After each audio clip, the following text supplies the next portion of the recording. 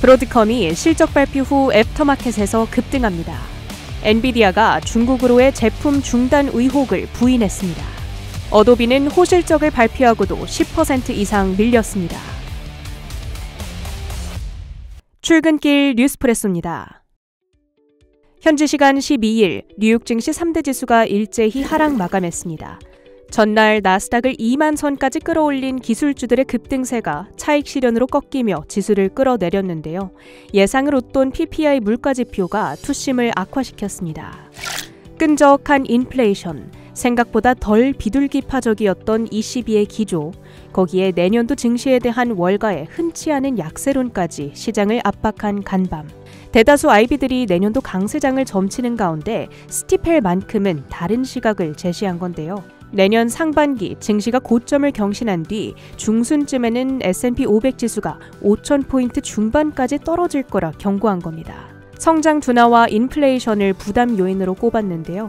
인플레이션이 생각보다 끈적해 연준이 내년 금리를 2차례밖에 인하하지 못할 것이고 이는 증시로의 유동성 공급을 제한할 거란 목소리입니다. 월가의 대표 낙관론자인 톰 리 역시 내년 하반기 조정 가능성을 경고했는데요. 지금처럼 증시가 2년 연속 20% 이상 오른 경우 이듬해 하반기에는 약했다는 통계를 들면서 S&P 500 지수가 내년 중반 7,000포인트 도달한 이후 연말에는 6,600포인트 수준에서 마감할 것으로 예상했습니다. 올해 증시 강세장을 정확히 예측하며 월가 족집게로 불리는 와튼스쿨의 제레미 시겔 교수 역시 내년도 주식시장은 지난 2년만큼 강하지는 않을 거라 예상했는데요.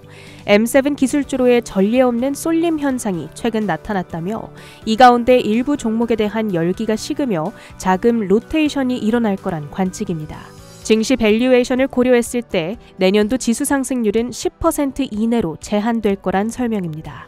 장 마감 후 브로드컴의 실적이 공개됐습니다. 매출이 기대치를 소폭 밑돌았으나 반도체 솔루션 부문의 매출이 견조했고 또 매출 가이던스는 예상에 부합했습니다. 현재 애프터마켓에서 주가는 4%대 급등하는데요. 2024년 한 해 동안 AI 관련 매출이 122억 달러를 기록했다는 점과 배당금 상향 소식이 주가를 견인하고 있습니다. 한편 정규장에서의 분위기는 사뭇 달랐는데요. 애플 관련 소식에 어제는 웃고 오늘은 울었습니다. 전일에는 애플과 AI 칩 개발에 함께 나선다는 소식에 크게 올랐는데요.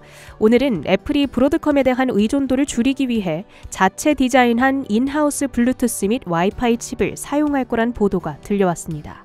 주가는 1.4% 내렸습니다. 그 밖에 반도체주들은 희비가 엇갈렸습니다.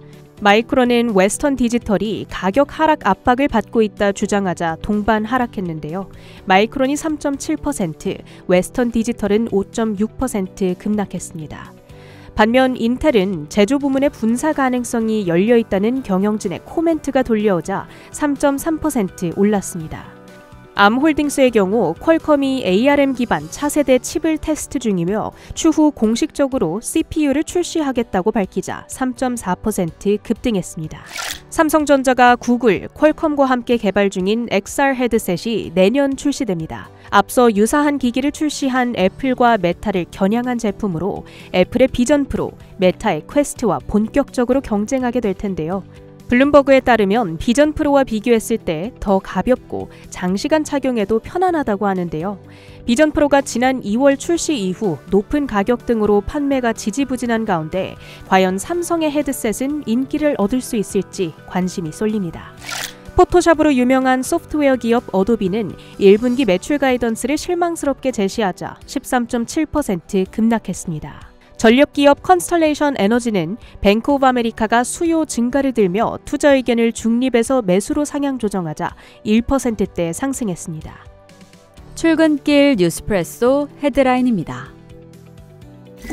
미국 노동부는 11월 생산자 물가지수가 전월 대비 3% 상승했다고 전했습니다. 이는 시장의 전망치인 2.6%를 웃도는 수치이고 전월 대비 0.4% 상승해 역시나 시장의 예상치인 0.2%를 상회했습니다.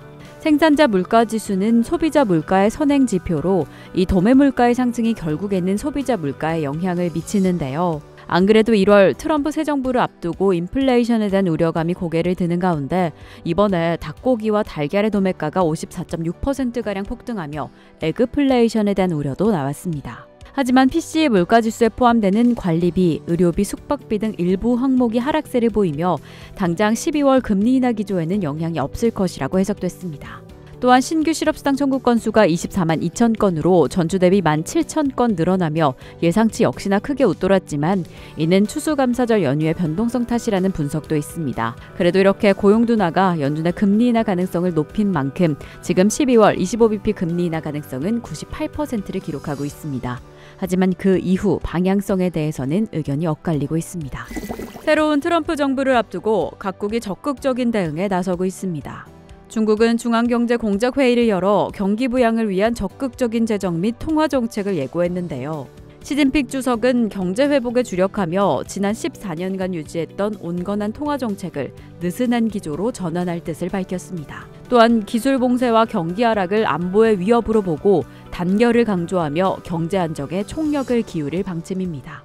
지급준 비율과 금리 인하 기조를 이어가고 내년 경제 성장률의 목표도 올해와 같은 5% 안팎을 유지할 전망입니다.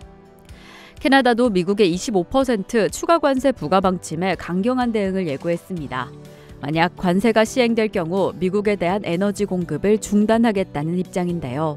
캐나다는 미국의 천연가스와 원유의 주요 공급국으로 이에 따라서 미국 에너지 가격 상승 가능성이 강하게 제기되고 있습니다. 또한 캐나다는 관세 회피를 위해 국경 경비를 강화하고 보복 관세 품목을 검토 중이다라고 전했습니다. 이렇게 글로벌 시장의 긴장이 고조되고 있는 가운데 각국의 대응이 더욱이 주목됩니다. 트럼프 당선인이 뉴욕 증권거래소에 오프닝 벨을 울렸습니다. 그리고 주식시장의 상승세에 자신이 기여한 바가 크다라고 주장했는데요. 또한 그는 마크 저크버그가 나를 만나러 왔고 일론 머스크 역시나 마찬가지다. 그리고 다음 주에는 아마존 창립자인 제프 베이조스를 만날 예정이라며 트럼프 1기 때처럼 이번에도 멀가와 정부가 모두 승리할 수 있을 것이라는 자신감을 드러냈습니다. 특히 메타는 트럼프 취임 펀드에 100만 달러를 기부하며 규제 완화에 대한 기대감을 더욱 드러냈습니다. 그리고 도울 수 있으면 돕겠다라고 밝힌 메타와 더불어서 이 오픈 AI CEO 역시나 트럼프 정부와의 협력을 기대한다라고 전했습니다. 이렇게 기업과 새 정부가 협력해서 미국이 세계 최고의 AI 인프라를 구축할 수 있을지 귀추가 주목됩니다. 이어서 상품 시장입니다. 국제유가는 국제에너지기구의 내년 공급 과잉 전망 소식에 4거래일 만에 하락 전환했습니다. 천연가스는 7거래일째 연속 상승하고 있고요. 이 PPI 발표 이후에 금, 은, 구리값은 모두 하락했습니다. 또한 텍사스주에서 세금이나 행정기관의 요금 그리고 기부금을 비트코인으로 낼 수 있게 비트코인을 주요 재원으로 비축할 수 있는 내용이 발의됐습니다. 이 비트코인을 전략적 자산으로 비축하려는 이러한 움직임은 가상화폐 시장에 긍정적인 촉매제가 될 수 있다라는 전망입니다. 또한 세계 최대 자산 운용사인 블랙록이 이 투자 포트폴리오의 비트코인을 최대 2%까지 편입하는 것을 고려할 수 있다라는 내용도 전해졌습니다. 이상으로 뉴스프레소 전해드렸습니다. 이번 한 주도 정말 수고 많으셨습니다. 이번 주말 조금이나마 편안한 시간 되실 수 있길 바라보겠습니다.